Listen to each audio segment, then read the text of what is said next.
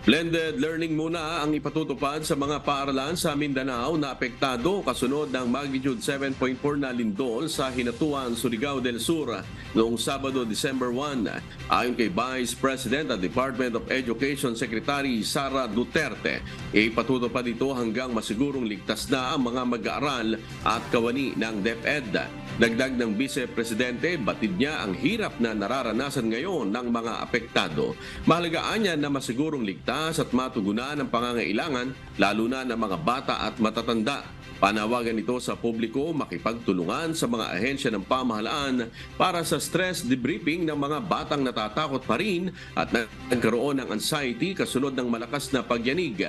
Pinaalalahanan din ito ang lahat ng principal at school head sa buong bansa sa mandatory unannounced earthquake and fire drills in schools. Pakinggan natin si Vice President at Department of Education Secretary Sara Duterte. Dili lalim ang kadaot ug kahadlok nga dala sa linog ug uban pang natural disasters. Angay nato kining pangandaman alang sa atong kaluwasan.